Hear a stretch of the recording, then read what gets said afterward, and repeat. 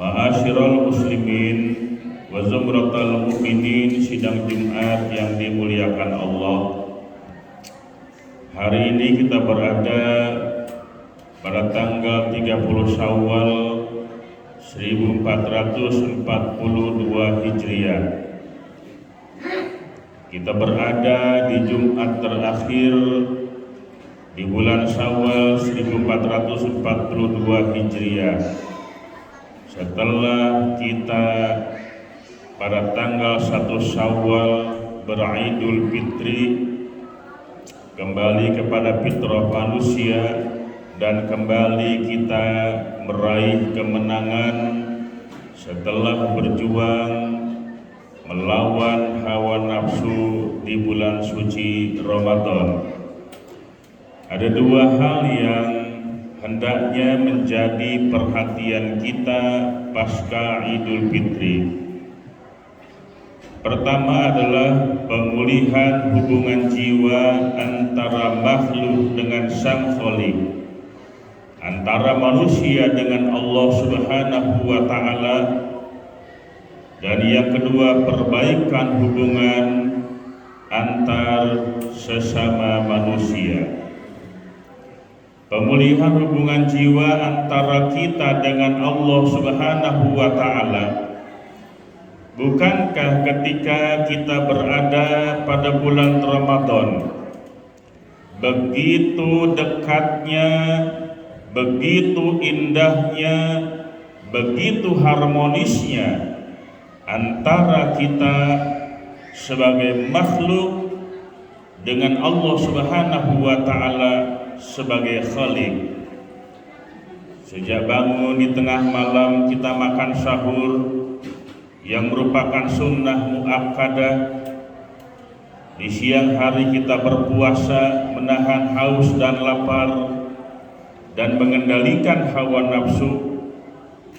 Tarawih di malam hari, tadarus Al-Quran, i'tikaf dan lain sebagainya, sehingga praktis selama 24 jam tidak ada waktu yang terbuang percuma kecuali punya nilai ibadah.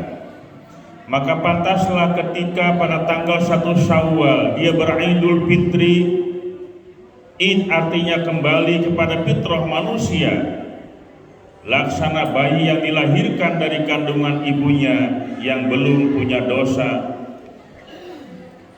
Kemudian dia mengucapkan minal aidin wal faizin, kembali kepada fitrah manusia dan kembali meraih kemenangan, lalu keluar dari lisan bahasa yang paling indah, ucapan permohonan maaf.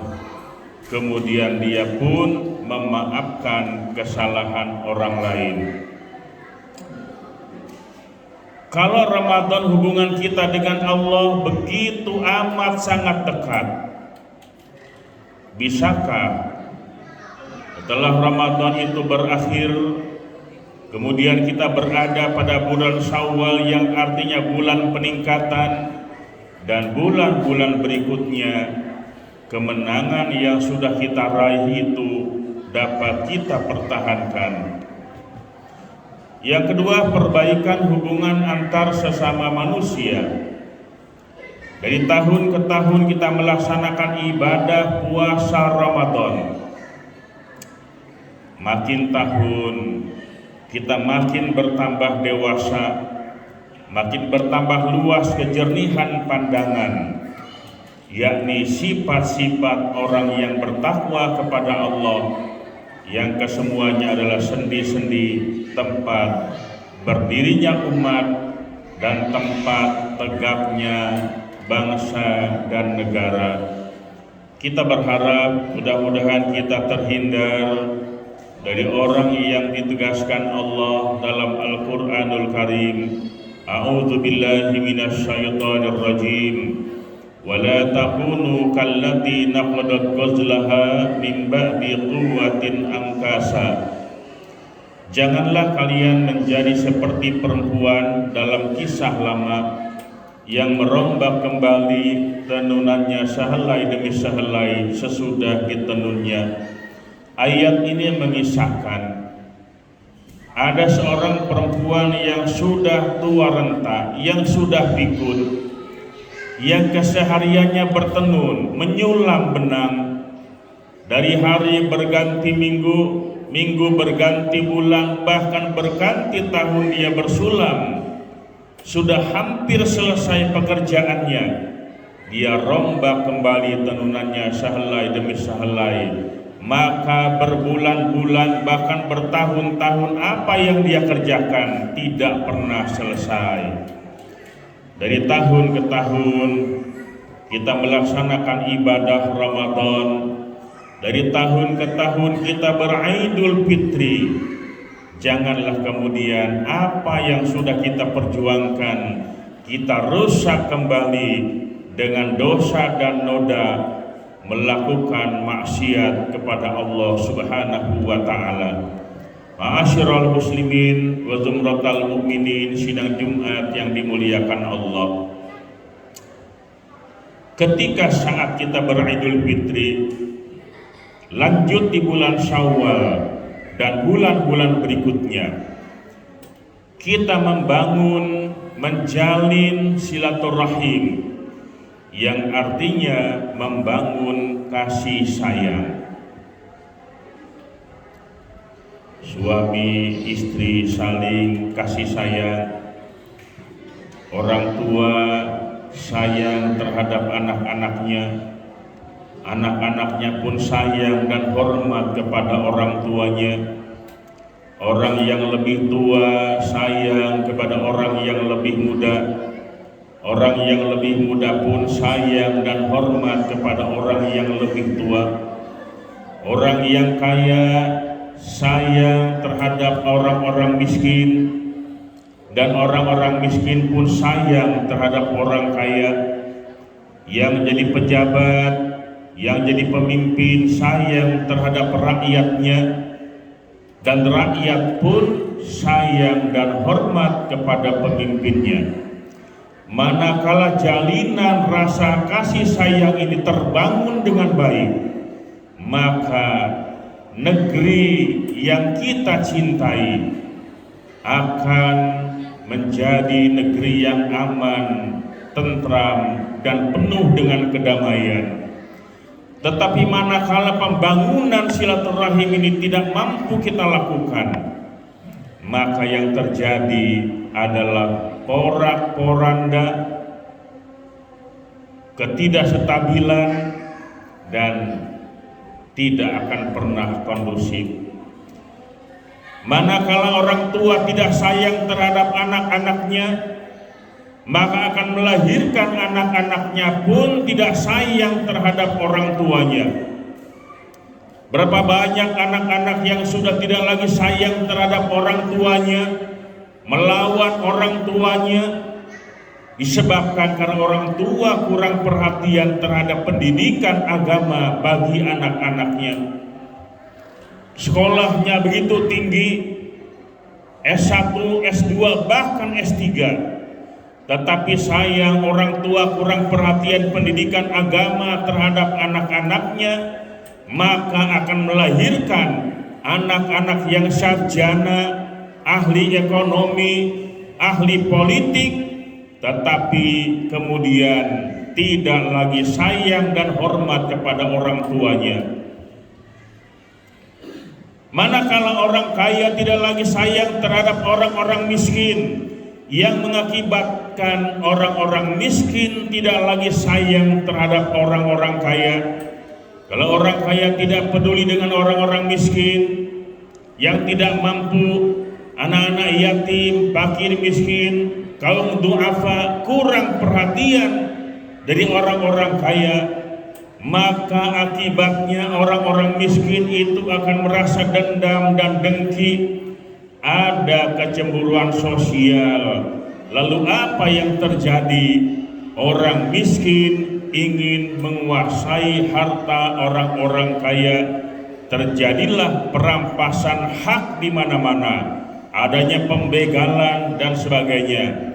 Ini karena akibat diantaranya orang-orang kaya kurang peduli dengan orang-orang miskin, manakala para pejabat dan pemimpin kurang peduli dengan rakyatnya, maka rakyatnya pun kurang peduli terhadap pemimpinnya. Kalau rakyat tidak lagi sayang dan hormat kepada pemimpinnya, apalagi kurang hilangnya kepercayaan rakyat terhadap pemimpin, maka yang terjadi adalah demonstrasi di mana-mana, hilang kepercayaan rakyat yang mengakibatkan ketidakstabilan dalam ekonomi, dalam berbangsa dan bernegara. Oleh karena itu, mari sama-sama kita bangun silaturahim antar kelompok, silaturahim antar tetangga, silaturahim antar jamaah masjid. Inilah yang akan menjadikan kita umat yang kuat. Di sebuah masjid kalau jamaahnya kompak bersatu padu, maka masjid ini akan menjadikan masjid yang sesuai dengan harapan baginda Nabi besar Muhammad sallallahu alaihi wasallam. La masjidun usisa ala taqwa. Masjid itu dibangun berlandaskan takwa. Ma'asyiral muslimin wa zumratal mu'minin, sidang Jumat yang dimuliakan Allah Subhanahu wa taala.